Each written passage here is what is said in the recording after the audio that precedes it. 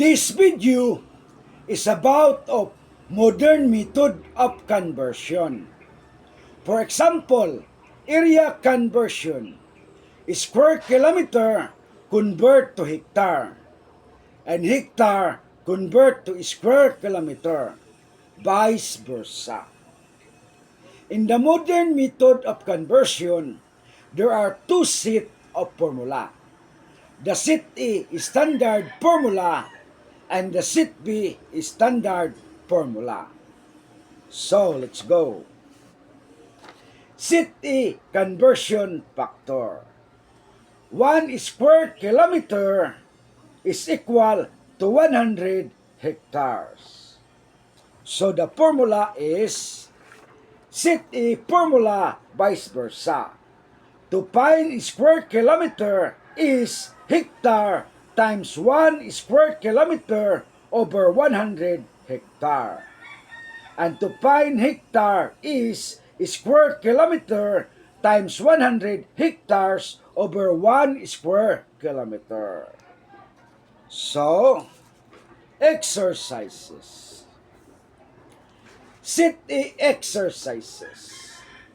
125 hectares convert to square kilometer.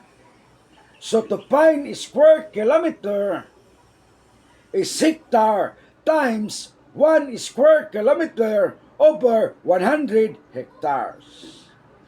So, kilometer, square kilometer, 125 hectares times 1 square kilometer over 100 hectares.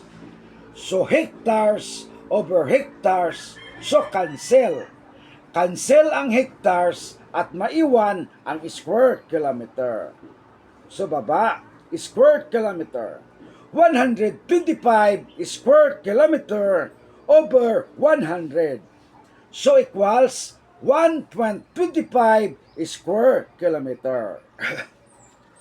So, 125 hectares is equal to 1.25 square kilometer. So, checking. Set A checking. 1.25 square kilometer convert to hectare. And to find hectare is square kilometer times 100 hectares over 1 square kilometer. So, baba, hectare, 1.25 square kilometer times 100 hectares over 1 square kilometer. So, square kilometer over square kilometer, so cancel ang square kilometer at maiwan ang hectares. So, baba, hectare, 125 hectare over 1. So, equals 125 hectares. So, 1.25 square kilometer is equal to 125 hectares. So, set B na naman tayo. Set B conversion factors.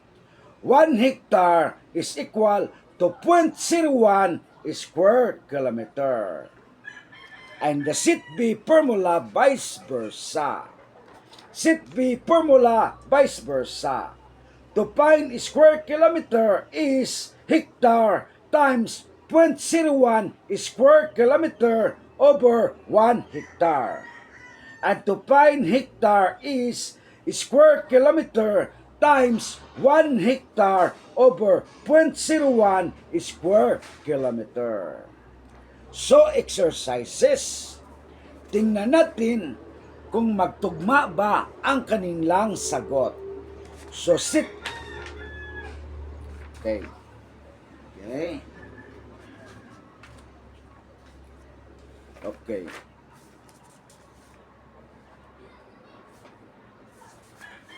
Set B. Set B exercises. Okay. Set B exercises. 125 hectares convert to square kilometer. So to find square kilometer is hectare times 0.01 square kilometer over 1 hectares. So baba, square kilometer is 125 hectares times 0.01 square kilometer over 1 hectares. So hectare over hectare, so cancel ang hectare at maiwan ang square kilometer. So square kilometer, 1.25 square kilometer over 1. So equals 1.25 square kilometer. So 125 hectares is equal to 1.25 square kilometer. So nagtugma ang sagot. So chicken, sit B chicken, 1.25 square kilometer convert to hectare. And to find hectare is square kilometer times 1 hectare over 0.01 square kilometer. So baba, hectare, 1.25 square kilometer times 1 hectare over 0.01 square kilometer. So square kilometer over square kilometer, so cancel at maiwan ang hectares. So baba, hectare, 1.25 hectares over 0.01. So equals 125 hectares. So 1.25 square kilometer is equal to 125 hectares. So nagtugma.